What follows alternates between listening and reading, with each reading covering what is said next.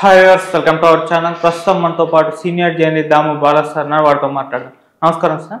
నమస్తే sir, secretariat భవన నిర్మాణం వెనుక కూడా అవినీతి జరిగిందని చెప్పేసి కాంగ్రెస్ ప్రభుత్వం అయితే ఆరోపిస్తుంది. అంటే దీని నిర్మాణం మొత్తం ఇప్పటి వరకు చూసుకుంటే వ్యయం దాదాపు 1000 కోట్లకు పైనే అయింది, డబుల్ రేట్లు అయ్యాయని చెప్పేసి అంటున్నారు సార్. మరి దీని గురించి ఏం చెప్తారు సార్? రేవంత్ రెడ్డి అధికారంలోకి వచ్చిన నాటి నుంచి ఆయన గత ప్రభుత్వంలో ఎక్కడెక్కడ అవినీతి జరిగింది దానంతా వెలికి తీసి దాని మీద బాధ్యుల మీద చర్యలు తీసుకుంటాననేది చెప్తున్నాడు. యాక్చువల్గా ఆయన అధికారంలోకి రాకముందు కూడా టీవీ ఛానల్కి ఇంటర్వ్యూలలో మీ ప్రభుత్వం అధికారంలోకి వస్తే కక్ష సాధింపు ధోరణి ఉంటుందా అని అడిగారు. ఎందుకంటే ఇప్పుడు అంతా జగన్ కక్ష సాధింపు చర్యలతో గత ప్రభుత్వంలో జరిగిన అవకతవకల మీద కేసులు పెడుతున్నాడు, చంద్రబాబును అందుకనే అరెస్ట్ చేయించాడు అనేది పెద్ద ఎత్తున మీడియా క్యారీ చేస్తుంది. ఇక్కడ రేవంత్ రెడ్డి కూడా అలాగే చేస్తాడా అని అడిగినప్పుడు ఆయన ఏం చెప్పాడంటే, నేను కక్ష సాధింపు చర్య అయితే చేయను, కానీ గత ప్రభుత్వంలో జరిగిన అవినీతుల మీద అయితే విచారణ జరుపుతాను, బాధ్యుల మీద చర్య తీసుకుంటున్నాను అన్నాడు. జగన్ కూడా అదే గతి చేస్తున్నాడు. జగన్ కూడా గత ప్రభుత్వంలో జరిగిన అవినీతి మీదనే అతను కూడా కేసులు పెట్టాడు, లీగల్గానే అతను కూడా వెళ్తున్నాడు. రేవంత్ రెడ్డి కూడా ఇక్కడ అదే చేస్తున్నాడు. కాకపోతే ఏంటంటే ఇక్కడ మీడియా రోలు మనకు తెలిసిందే. జగన్ మీద అవినీతి, జగన్ చేసే ప్రతి పనిని భూతద్దం పెట్టుకొని చేసే మీడియా ఇక్కడ కేసీఆర్ మీద ఏది రాలేదు. కేసీఆర్ అవకతవకలు అనేది ఇప్పటివరకు బలంగా ఫోకస్ చేయలేదు. ఓన్లీ కాంగ్రెస్ మాత్రమే చేసుకుంటూ వచ్చింది తప్ప చేయలేదు. మామూలుగా ఇదంతా కూడా గొప్ప ఖ్యాతిగా గొప్ప బిల్డింగ్ కట్టాడు, సెక్రటేరియట్ చూడండి ఎంత గొప్ప కట్టాడు, ఇది కూడా రాశారు. యాక్చువల్గా ఇట్లా ఇది చూసి సిగ్గుపడాలి జగన్ అని కూడా రాశారు. జగన్ ఒక బిల్డింగ్ కట్టాడా, అక్కడికి వచ్చి కేసీఆర్ చూడండి ఏమేమి చేశాడు అని కూడా రాశారు. కానీ దాంట్లో ఉండే అవినీతి కానీ అవకతవకలు రాయలేదు. ఇప్పుడు రేవంత్ రెడ్డి రాగానే ఆ పని చేస్తున్నాడు. అంటే క్లియర్గా దీంట్లో గత ప్రభుత్వంలో అవినీతిని బయటికి తేవడం ఒక అంశం అయితే, క్లియర్గా రేవంత్ రెడ్డికి ఉన్న అజెండా ఏంటి అంటే, గత ప్రభుత్వంలో ఉండే క్రెడిట్ ఏదో కేసీఆర్ కొన్ని రకాల క్రెడిట్ ఉంది. ఏది అభివృద్ధి వచ్చింది, వాటర్ ఇవ్వగలిగారు తెలంగాణకి, ఎలక్ట్రిసిటీ ఇవ్వగలిగారు, సెక్రటేరియట్ కట్టారు, అంబేద్కర్ విగ్రహం పెట్టాడు, ఇవన్నీ వచ్చాయి కదా. దీన్ని డిస్క్రెడిట్ చేయాలి. డిస్క్రెడిట్ చేయడం వల్ల రేపు లోక్సభ ఎన్నికల్లో బీఆర్ఎస్కి ఇప్పుడు వచ్చిన 39%, ఎందుకంటే ఇప్పుడు ఒక 2% లోపలే 1.85% తేడా గెలుపు. కాబట్టి ఈ నేరవ్ అనేది చెప్పలేం. రేపు లోక్సభ ఎన్నికల్లో ఇంతే నేరవ్ ఉంటుందా కాంగ్రెస్కి చెప్పలేం. అందుకని ఇప్పుడున్న కేసీఆర్ ప్రభుత్వంలో ఉండే పాజిటివ్ అంశాలనంతా కూడా నెగిటివ్గా మార్చాలి, డిస్క్రెడిట్ చేయాలి అనేది ప్రధాన లక్ష్యం. రెండవది, తామిచ్చిన అన్ని హామీలను అమలు చేయలేని పరిస్థితి కాంగ్రెస్కి. ఎందుకు ఇవన్నీ అమలు చేయాలంటే పర్ ఇయర్ 1,00,000 కోట్ల డబ్బులు కావాలి. 1,00,000 కోట్లు ఖజానాలో లేవు. ఆల్రెడీ 6,71,000 కోట్లు అప్పు ఉన్నాయి. రెవెన్యూ వచ్చినా కూడా అవి మిగతా ఖర్చులకు సరిపోతాయి తప్ప పథకాలకు సరిపోయే డబ్బులు లేవు. సో ఇదంతా ఎక్స్పోజ్ చేయడం ద్వారా ఒక రిచ్ తెలంగాణని వీళ్ళు పూర్ తెలంగాణగా మార్చేసింది బీఆర్ఎస్.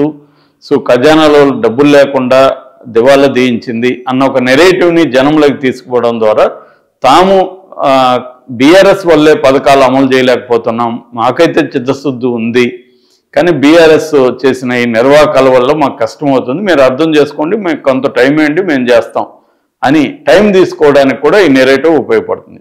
ఈ కాంటెక్స్ట్ లో మన కాళేశ్వరం ప్రాజెక్టు మీద ఆల్రెడీ విజిలెన్స్ కమిటీ రంగంలో దిగింది. దాదాపు వాళ్ళు 4-5 చోట్ల ముఖ్యంగా జలసౌదాలో దాడులు జరిపి ఫైల్ అన్ని తీసుకెళ్లారు. మరోవైపు హైకోర్టు చీఫ్ జస్టిస్కి కాంగ్రెస్ ప్రభుత్వం లేఖ రాసింది, మాకు ఒక సిట్టింగ్ జడ్జిని ఇవ్వండి అని. సో అది కన్సిడరేషన్లో ఉంది. ఇంకోవైపు అప్పట్లో ప్రగతి భవన్గా పేరున్న దానికి ఎంత డబ్బులు ఖర్చు పెట్టారు, దానికి బ్యాడ్మింటన్ కోర్టుకి దాదాపు 4.5 కోట్లు ఖర్చు పెట్టారు. దాని ఫర్నిచర్కి ఎంత, ఇటలీ నుంచి 25 కోట్లు పెట్టి ఫర్నిచర్ తెప్పించారు.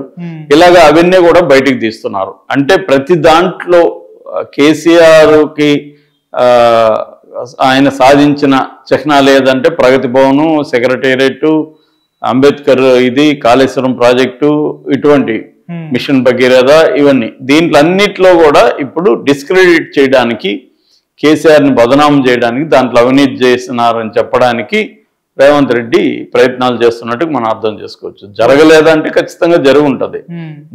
ఏ ప్రభుత్వం ఇప్పుడు ఈ ప్రభుత్వంలో జరగదని హామీ ఇవ్వగలరా వీళ్ళు? హామీ ఇస్తారులే, ఇచ్చేది ఏముంటది, ఎవడైనా ఇస్తాడు. కానీ జరగకుండా ఉంటుందా? ప్రతి దాంట్లో జరుగుతుంది. ప్రతి ప్రభుత్వం, ప్రతి పార్టీ, అవినీతి చేయని పార్టీ ఏది లేదు ఇక్కడ. సో ఇప్పుడు సెక్రటేరియట్ లో కొత్తగా అవినీతి బయటకు వచ్చింది. అదేంటంటే మామూలుగా సెక్రటేరియట్ బిల్డింగ్ కట్టడానికి ఎస్టిమేషన్ వేసిన కాస్ట్ 617 కోట్లు. కానీ మొత్తం ఫినిష్ అయ్యే నాటికి ఆయన ఖర్చు 1150 కోట్లు. అంటే దాదాపు 533 కోట్లు పెరిగింది. అంటే దాదాపుగా రెట్టింపు అయిపోయింది. ఈ పెరిగిన 533 కోట్లకి అనుమతులు లేవు. ఇది ఇక్కడ ట్విస్ట్. మామూలుగా అయితే రివైజ్ చేసిన దానికి మళ్ళీ అనుమతులు సంపాదించి రివైజ్ చేసుకుంటూ వెళ్తారు. ఏ ప్రాజెక్ట్ అయినా ఎస్టిమేషన్ కాస్ట్ కి ఫినిష్డ్ కాస్ట్ కి మధ్య గ్యాప్ ఉంటుంది. వాళ్ళు పెంచుకుంటూ వెళ్తారు మామూలుగా. ఆ పెంచుకోవడానికి కూడా మళ్ళీ పర్మిషన్ తీసుకోవాలి, ప్రాపర్ ప్రొసీజర్ ప్రోటోకాల్స్ ఫాలో కావాలి, జాబ్ రూల్స్ ఫాలో కావాలి. అవేవి ఫాలో కాకుండా చేయించేశారు. ఎందుకంటే కాంట్రాక్టులు ఎవరో ఉన్నారు కానీ లోపల చేసేదంతా బీఆర్ఎస్ వాళ్ళే చేశారు. కాబట్టి వాళ్ళు కాంట్రాక్టులకు మన వచ్చేది మా గవర్నమెంటే, మేము ఇస్తాంలే మీకు అని చెప్పి చేయించుకునేశారు. నిజానికి 533 కోట్లకి ఫైల్స్ క్లియర్ అవ్వలేదు. ఎందుకంటే అధికారులు అనుమతి లేని పనులు కాబట్టి వాళ్ళు సంతకం చేయమన్నారు. సో వీళ్ళేమో పర్వాలేదు అని చెప్పి వీళ్ళే బినామీలుగా ఉండి వీళ్ళే సప్లై చేశారు. ఫర్ ఎగ్జాంపుల్ ఒక నెట్వర్క్ సంబంధించి 120 కోట్లు నెట్వర్క్ మీద ఖర్చు పెట్టారు.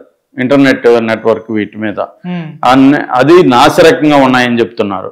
అట్లాగే ఫర్నిచర్ 200 కోట్లు ఫర్నిచర్ ఖర్చు పెట్టారు. సో ఈ ఫర్నిచర్ అంతా కూడా ఆల్రెడీ రిపేర్లకు వెళ్ళిందంట. 1 year కూడా కాలేదు, రిపేర్లకు వెళ్ళిపోయింది. ఇప్పుడు ఈ వీళ్ళకి బిల్లులు అంతా కూడా పెండింగ్ లో ఉన్నాయి. వీళ్ళు ఇప్పుడు ఈ కాంట్రాక్టర్లు రేవంత్ రెడ్డిని కలవడానికి ప్రయత్నిస్తున్నారు. ఎందుకంటే వీళ్ళకి బిల్లులు రాలేదు. సో ఈ బిల్లులు ఎక్కడి నుంచి రావాలి? మళ్ళీ గవర్నమెంట్ ఇవ్వాలంటే అనుమతులు లేవు. మరి దీన్ని ఇప్పుడు ఎలా డీల్ చేయాలనేది వీళ్ళు ఆలోచిస్తున్నారు. సో దీనికి బాధ్యులు ఎవరు అనేది రేవంత్ రెడ్డి దీని మీద ఎంక్వైరీ పెట్టినట్టుగా తెలుస్తుంది. అంటే చీఫ్ ఇంజనీరా లేకపోతే R&B డిపార్ట్మెంట్ సెక్రటరీనా, ఎవరు బాధ్యులు? ఇలా పనిచేసింది ఎవరు? అనుమతులు లేకుండా డబ్బులు ఎలా రిలీజ్ అయింది వీళ్ళకి ఎలా పని చేయించుకున్నారు అనుమతులు లేకుండా అనేది ఇప్పుడు ఎంక్వైరీలు జరగబోతుంది. ఇది కొత్తగా స్కామ్ అని చెప్పవచ్చు. అంటే సెక్రటేరియట్ అనేది మనం మామూలుగా 600 కోట్లనే ప్రజలు నమ్ముతున్నారు. మనకు అందరికీ తెలిసిన విషయం అంటే 600 కోట్లు పెట్టి కట్టారు అనేది. దాన్ని నిజానికి 600 కోట్లు కాదు, 1150 కోట్లు అనేది ఇప్పుడు చెప్తున్నారు. అంటే 533 కోట్లు ఎక్కువైంది. ఈ విషయం ఇప్పటి వరకు ఎవరు రాయలేదు. సెక్రటేరియట్ కి 1150 కోట్లు అనే విషయం మనకు తెలియదు. 600 కోట్లు అనేది ప్రచారంలో ఉంది. ఇట్లాంటి విషయాలను ఇప్పుడు రేవంత్ రెడ్డి కరెక్ట్ గా బయటికి తీస్తున్నాడు. దీనివల్ల ఏమవుతుందంటే కంప్లీట్ గా బీఆర్ఎస్ నాయకులు డిఫెన్స్ లో పడే అవకాశం ఉంది. ఎందుకంటే వాళ్ళు కేసీఆర్ 3 అక్షరాల పవర్, సీఎం పవర్ 2 అక్షరాల పవర్ కంటే గొప్పది, ఇవన్నీ ఒక పక్క చెప్తుంటే అవన్నీ డొల్ల మాటలు అనే విషయాన్ని వీళ్ళు ప్రచారంలోకి తీసుకొస్తున్నారు. కేసీఆర్ పవర్ ఏం లేదు, మొత్తం అవినీతితో కూడుకుపోయింది. ఆయన అవినీతి చేయడానికే ఈ పనులు చేశాడు. ఈ బిల్డింగ్లు కడితే ఇంత డబ్బులు వస్తుంది, ఈ ప్రాజెక్ట్ చేస్తే ఇంత డబ్బులు వస్తుంది అనేది తప్ప ఆ ప్రాజెక్టు మీద ఇంత ఖర్చు పెట్టడం కరెక్టా కాదా, ప్రజాధనాన్ని ఈ ప్రాజెక్టులకి ఖర్చు పెట్టడం కరెక్టా కాదా అనేది ఆలోచించలేదు. ఫర్ ఎగ్జాంపుల్ అక్కడ టెన్నిస్ గ్రౌండ్ ఎందుకు, దానికి 45 కోట్లు ఎందుకు ఖర్చు పెట్టాలి అనేది ఆలోచించుంటే ఆ టెన్నిస్ గ్రౌండ్ అవసరం లేదు కదా. అది ప్రభుత్వ భవనము, దాంట్లో టెన్నిస్ ఎవరు ఆడతారు? సో ఆ టెన్నిస్ కోర్టు వల్ల ప్రజలకి ఏంటి ఉపయోగం అనేది పట్టించుకోలేదు. చివరికి కుక్కల దొడ్డికి 6 లక్షలు